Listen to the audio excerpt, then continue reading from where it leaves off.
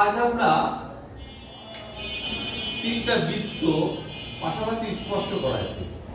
এখন স্পর্শ করানোর পরে এই মাঝের যে জায়গাটা আছে, এই জায়গাটুকু ক্ষেত্রফল যদি আমরা বের করতে চাই, এই ফাঁকা জায়গাটুকু যদি ক্ষেত্রফল আমরা বের করতে চাই, তাহলে আমাদের কি করতে হবে? আচ্ছা, প্রত্যেকটা বৃত্তের একটা কেন্দ্র আছে, তা আমরা আগে এই বৃত্তটা এঁকে ফেলবো।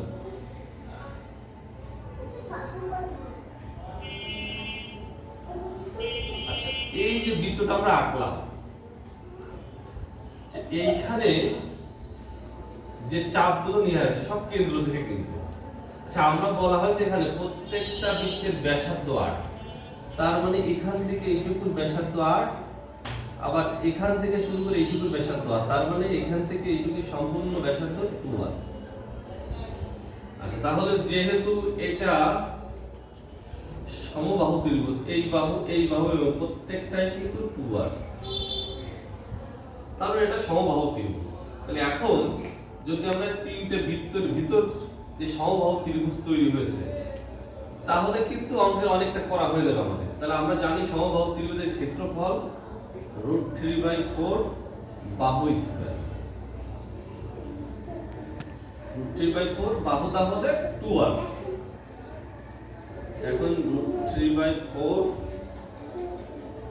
4r স্কয়ার, তাহলে এটা যদি বাদ দিই কোনটা √3r, তার মানে আমরা অঙ্কের কিন্তু খানিকটা করে ফেলছি। এখন আমাদের যদি এই যে প্রত্যেকটা বৃত্তের ভিতরে একটা চাপ আছে,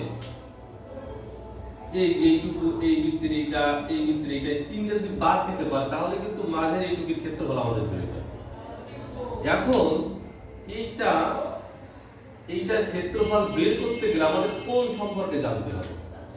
যেহেতু আমরা জানি যে এই ত্রিভুজটা হচ্ছে একটা সমবাহু ত্রিভুজ, তাহলে প্রত্যেকটা কোণের পরিমাণ 60 ডিগ্রি, এখানেও 60 ডিগ্রি, এখানেও 60 ডিগ্রি, এখানেও 60 ডিগ্রি। এখন আমরা এটা ক্ষেত্রফল বের করতে পারব।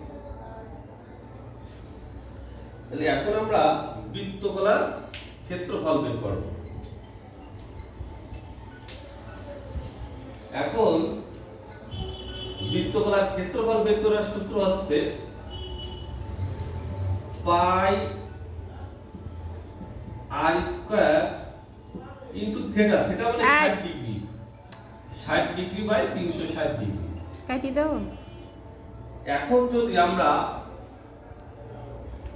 এই ক্ষেত্রফলটা বের করতে চাই, এটা কিন্তু একটা, দুইটা, তিনটা পার্ট, তাহলে এর সামনে এখন 3 দেব। এইটা থেকে কাটাকাটি করলে 6, এবার 3 দিয়ে 6 কে কাটলে 2, তার মানে আমরা এখানে পাচ্ছি পাই r স্কয়ার বাই 2। খেয়াল করো, প্রথমে আমরা সমবাহু ত্রিভুজের ক্ষেত্রফল বের করছিলাম টোটাল পার্ট, এরপরে এই যে তিনটা পার্ট, এই তিনটা পার্টের ক্ষেত্রফল কিন্তু বের হয়েছে পাই r স্কয়ার। তাহলে এখন এইটা থেকে এটা বিয়োগ করলে আমাদের উত্তর বের হবে। তাহলে বিয়োগটা করে দিই, পাই √3 r স্কয়ার বিয়োগ পাই r স্কয়ার বাই 2। এখন আমরা যদি r স্কয়ার কমন নিই, তাহলে √3 - পাই বাই 2, এই যে আমাদের বের হয়ে গেল। ধন্যবাদ।